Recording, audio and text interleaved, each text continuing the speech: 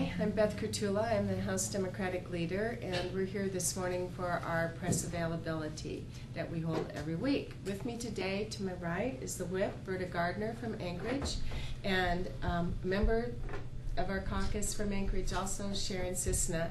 So I'm going to say just a few words and let Berta and Sharon say a few words. House Democrats continue to be very focused on education and on proper resources going toward the classroom. It was really with some astonishment that we heard the governor call education funding the ultimate giveaway, and also viewing it with some irony given the situation with oil tax. We continue to focus on meeting pre-K through college needs for students and building our education system in Alaska so we can do much better than where we're at the moment. And with that, I'm going to turn to Berta for a few words, and then Sharon. Good morning. I'm happy to report, for those who may not know, that the oil tax disclosure bill had a hearing in House Resources and will be heard again. And it's a bill that mandates that a taxpayer who's applying for some of the state's very, very generous credits, up to $4 billion now, would waive confidentiality to the extent necessary for legislators and the public to know who's getting a credit, how much the credit is, what the category of the work they're doing is, and just sort of a brief description of what unit it's in or what lease if they're an explorer. I feel that we missed the boat. I'm not faulting the industry for not telling us this already. We didn't think to ask when we passed these very generous tax credits, the state buying down their risk on the North Slope for $4 billion. We need to know more about whether and how well we're meeting our goals of getting more oil in the pipe, and which elements of it are effective and which are not. Sharon, tell us about your exciting work. Well, I actually started my work last year, and it came right after something that followed 9/11 more than 10 years ago, and that was the movement of the TSA, the Transportation Security Administration, into the airports. And many of us, and exactly almost a year ago, myself found really an assault on what has been really important in the United States and here in Alaska, and that's the Constitution. That's the promises that government has made for as long as we've had the United States and a state of Alaska. And those constitutional issues are at the airport right now. And to get here, if you came here, you were facing that very same thing. The Alaskan Constitution is the one that we actually, the three of us, make pledges every other year. When we come back into office, we pledge to uphold the Constitution of Alaska and the United States.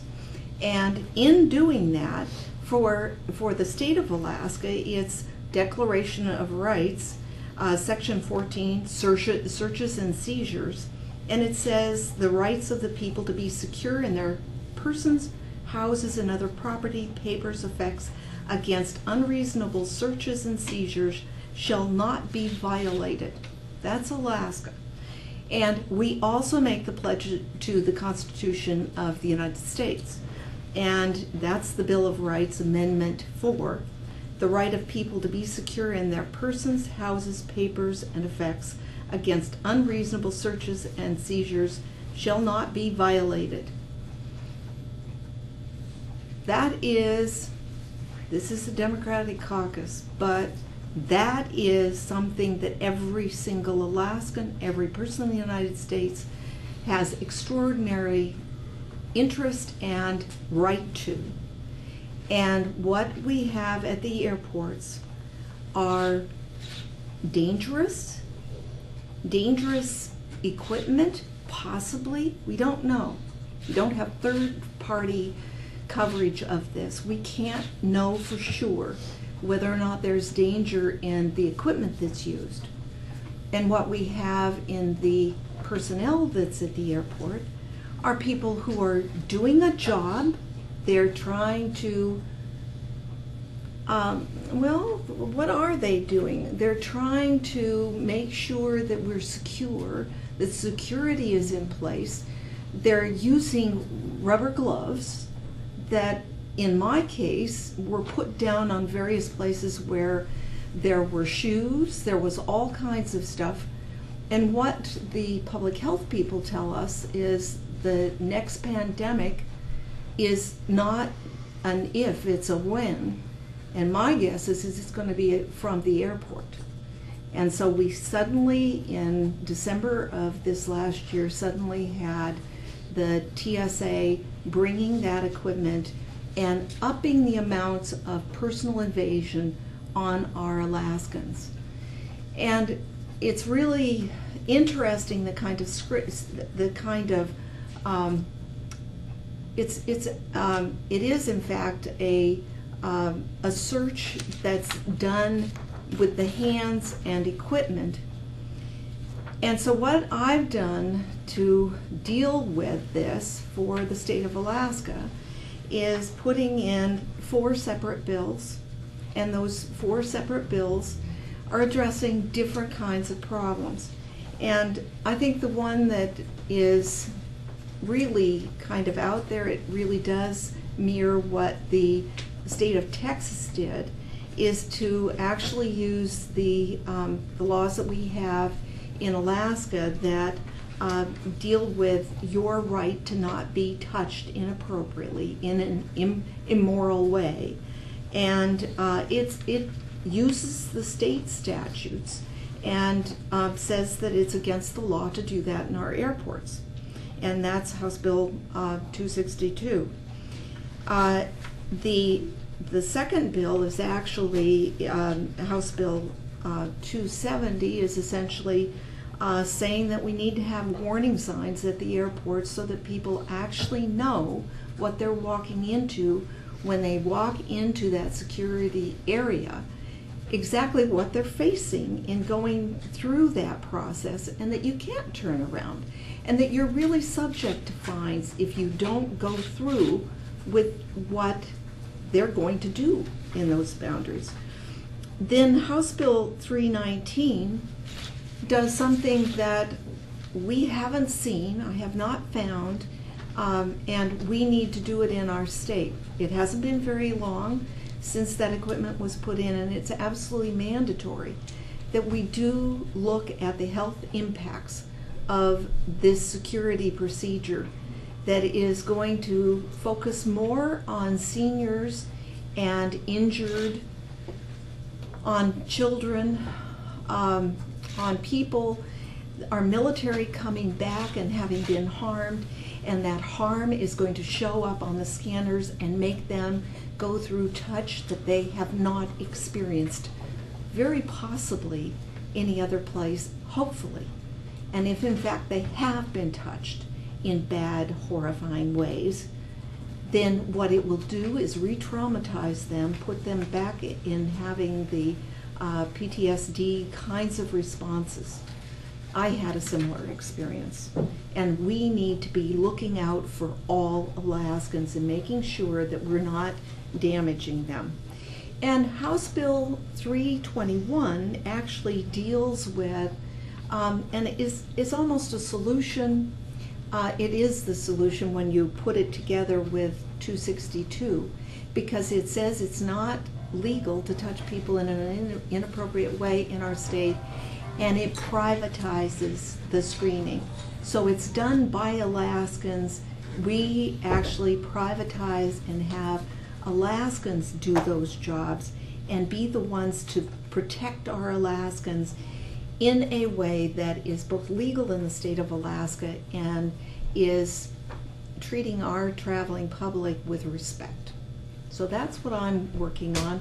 It's had one hearing, and that hearing was a very positive one in the Judicial Committee, and it will be heard again, we believe, tomorrow.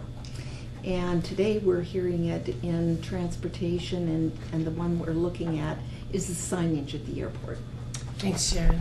Okay, we're open for questions. Go ahead, kind of interesting. Both your group and the House majority yesterday mentioned in regards to the education funding debate that you weren't too far off from each other. There wasn't you weren't too far apart. Your caucuses weren't too far apart in coming up with a solution. So I'm just curious. Can you be a little more specific about kind of the insights in this discussions with the majority? You mentioned last week that there had been some discussions going on. Well, I guess I would say there's discussions, and I think we all want to be at the same place. I'm not sure how far apart we really are. I know that, they obviously care about getting kids an education, but we're very far off from the governor. And that's maybe the most important thing, is if governor keeps calling education the ultimate giveaway, then we're light years away from that. I mean, we want to use the resources of today, the oil, the gas, so that we actually have a future in Alaska. We will have no future if our schools don't get their proper resources, the proper investment. We won't have a future if our kids don't get good schools, don't have teachers, don't have programs, don't have the books in some instances. In my home community here in Juneau, we're going to lose 66 people. That's nurses, teachers, administrators. In other districts, it's going to be harsher. So I have hope that we'll see an increase in the BSA, but that it won't be just for inflation, that we'll actually start forward funding education so the school districts can do their job. You want to talk about that issue? We talked about this earlier, and I want Berta to touch on this. Well, for a state that values local control, what we seem to be moving for in education funding is siloing of funding. Instead of giving districts an amount of funding that allows them to do their job and determine how best to do it, what we have is a movement that just seems to be increasing to say, here's your little bite of funding for transportation, here's your little bite of funding for vocational education, here's your bite of funding for special ed, here's your bite of funding for whatever. And every little piece is just a battle in and of itself. And that seems to be not only inefficient, but it interferes with the district's ability to make a holistic plan for everything they need to do for the coming year. And clearly, it's just not beneficial. Do you think with the governor's position and obviously your caucus's stance that you're somewhat of a stalemate that can't be resolved? I'd like to say not. I think that there will be some resolution. I'm hoping that we'll at least accept the Senate's idea and go forward. But really, that's not a solution. I mean, and as Bert is saying, there's this disturbing trend toward having to fight over every little tiny thing. And that's not healthy for education in the long run. It forces the districts, the administration, and the teachers to be worrying about the budget issues instead of planning how they're going to do classroom changes that bring different results, because everything's all about the money, and that we know that money is part of it. You have to have adequate resources, but what you also need is policies and classroom activities that get us the results we want, and that's what we want schools to be able to work on. Austin? Do you think the BSA increase is being held in relation to other ongoing debates? Is being held? Is being held in relation to other ongoing debates? Well, it's almost the process, right? I mean, yes and no. I think that eventually the BSA will have its full hearing and hopefully we'll see it on the floor. But until it gets there, there's going to be a lot of side skirmishes. And something that it just came into my mind is, we don't want our schools to be under siege. We want our schools to know that they've got a future, that they know they have their funding. And right now, that's almost how it feels. So our caucus is centered on trying to get the appropriate resources and investment into our schools for our future. Lisa? Just one more on the same point, and that is, so when the governor says he wants to see something in return, I mean, he's talked about heating, but I mean, is there something, are you in any kind of discussions where there could be something where if you put more money in, there'd be something in return? Accountability. We've met, Berta and I have met with the governor, and then we met with the Commissioner of Education. The Commissioner of Education obviously, sees the need in the classroom, and I believe is personally committed to trying to do good things for education in Alaska.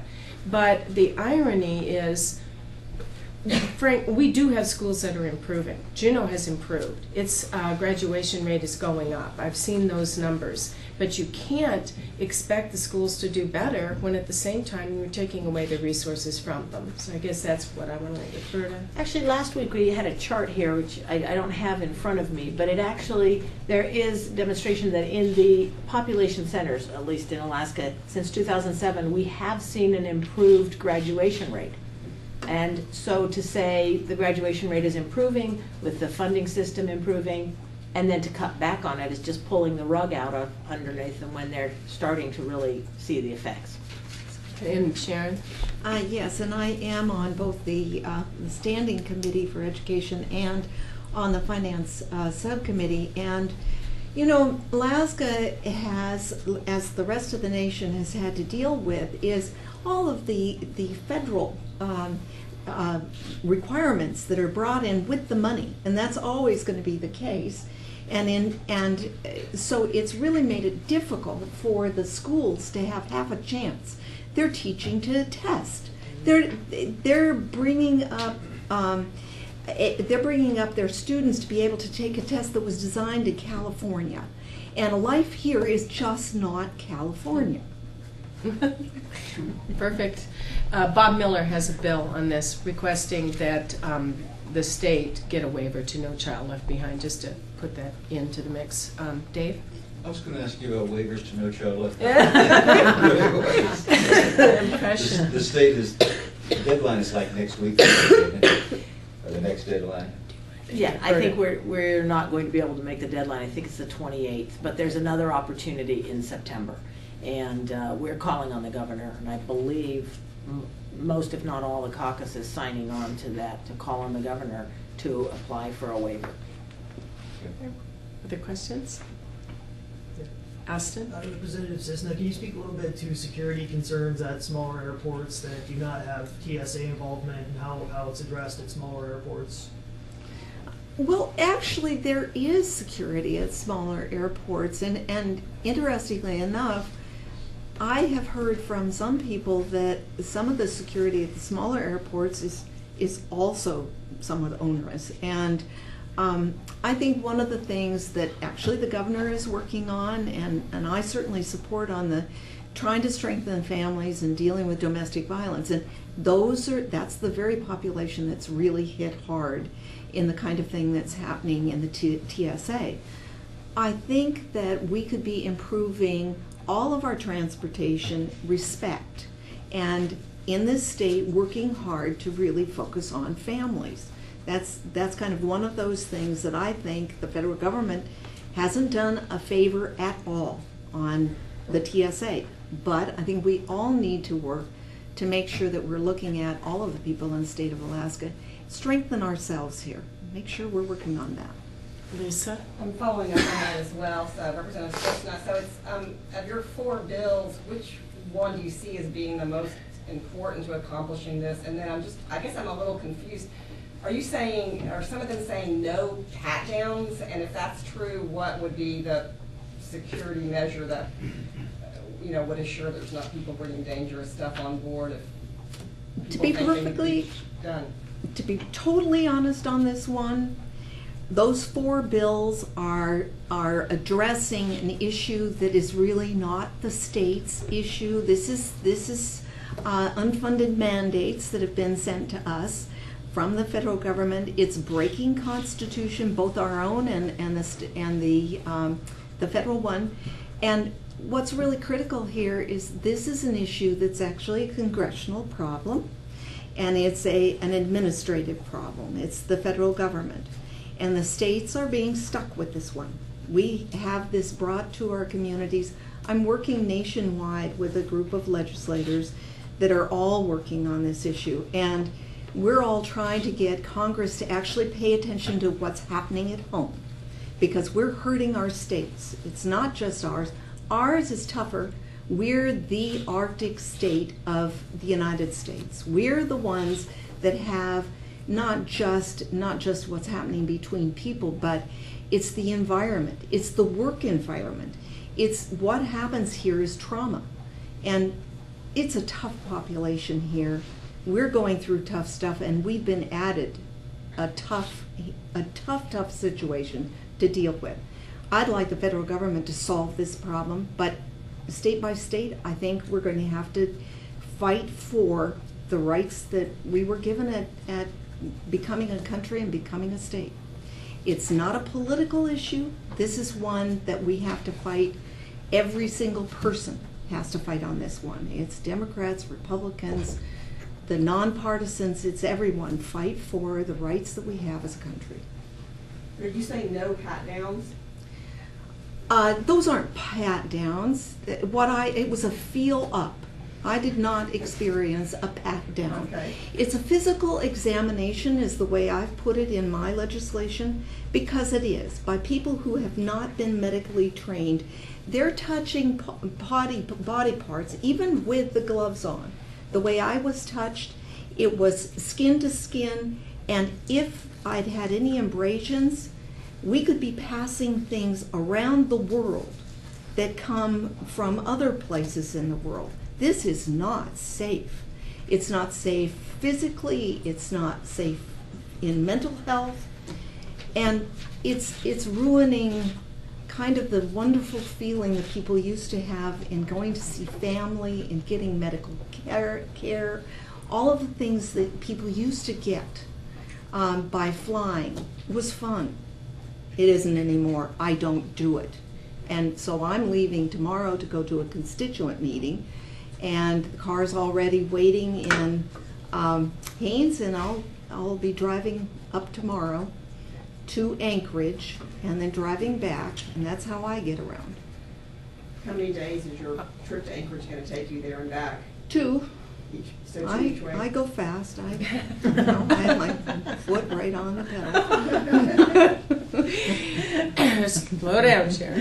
Austin? One last follow-up on that. Do you think that it would be less constitutionally concerning to try something like what Israel does that relies on profiling, picking people out by the way that they're acting and by certain characteristics that they fit? Do you think that would be more or less concerning? We already profile. We do it with scanners. It looks for anything wrong in your body. And so we're focusing on the people whose bodies are aging, that would be me, and people who've been through any kind of damage. That's profiling. I think we could do profiling that looks at behaviors and looks at behavioral patterns and look at it in the way that most countries do quite differently than we do. Other questions? Lisa? Just on a different topic, what is your analysis of the governor's goal on putting 1 million barrels of oil through the pipeline within 10 years a day, and in terms of that being realistic? I didn't hear it directly, but I heard that Robin Brenna, who testified in the Senate, longtime TAPS tariff attorney, pipeline guy, testified that there's more value in the ground right now than everything that's been produced so far. I got to stay home sick yesterday, as you can probably hear in my voice. So I spent some quality time watching the television, watching the situation with Iran and Israel and the tenseness and now the price of oil going up. And I think that it's much more about how do we make the mechanical differences, put the additives in the line that we need to continue to produce. I know there's new oil in the ground. I don't know how it's going to get out unless we break the monopoly on the North Slope. I think that it has a lot to do with that as well. So I think that this, this goal is just a PR campaign. We know from the way that ELF worked that even when our taxes were almost zero or at zero, that there wasn't any more production. We've known for a long time that BP is harvesting Alaska. They're not going out there aggressively trying to find new oil. They're sitting on what they have.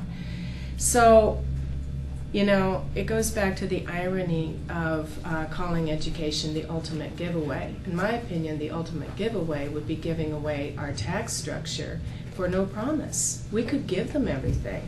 It still's not necessarily going to result in one bit of production.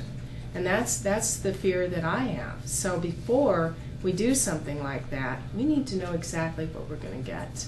And I don't think that the two are connected, frankly. So Berta and then Sharon. I think all Alaskans, well, virtually all Alaskans would be thrilled to have that kind of flow. It will take a lot of different areas to come together. We know that there's movement in the Arctic oil. That's something that will go through our pipeline. There is shale oil possibly coming online, some very exciting developments about that. Heavy oil, which takes a lot of investment. What we don't know is how to really promote that kind of development specifically, and we've had a scattershot approach and very little information coming back at us, so we don't know where our $4 billion has been effective. And going into the future, I think it's irresponsible of us to try to throw money at something when we don't know what we're doing with it. So I want more data. I want more data by field. I want more data by taxpayers, and then we can say we are successfully working on heavy oil, or maybe not. What could we do for that, if it's necessary? Sharon. Thank you. My huge frustration in working for state government is the fact that we're not paying attention to what we have that's out there not being developed and not being studied. We lead the world in renewable energy. And we lead the world, I think, in people spread around our rural areas right next to those resources. And we're not looking at ways of developing locally the resources we have, building wealth locally. There's no reason not to. Instead, people are out there in our communities. This is tougher than it was in '09. This is a hard winter. And we've got all kinds of ideas of getting money to everybody, but not solutions. And we need solutions throughout Alaska, in communities around Alaska, and start actually putting some time in on that. We look at oil and gas, okay, great. Yes, that is one of our big resources. Brings in bunches of money to the state, but it doesn't get to the individual Alaskans, helping individual Alaskans create their own future in a way that makes us rich throughout this state. Dave. Were you describing with your comments and some of the arguments that I had heard several years ago, are we talking about perhaps we ought to be thinking about a reserves tax also? I mean, would somebody support that? It would at least be part of the mix, should be on the table now? You know, I think that there's a duty to produce. I think that we need to be formidable in requiring that. I don't know if a reserves tax is the way to go or not. But I do want to end with just one thing that Sharon really made me think of. You know, in Norway, the Norwegians use renewable energy in country. They sell their non-renewables. And I think that that's a really strong lesson Alaska needs to take from. And I agree with Sharon that it needs to be much more of an Alaskan fix, and we need to be looking towards the renewables in state. And if we don't, we're going to continue to just have terrible times with our energy usage in state. So with that, I want to thank everybody for coming, and we'll look forward to seeing you next week. Thank you. Do you have a question still?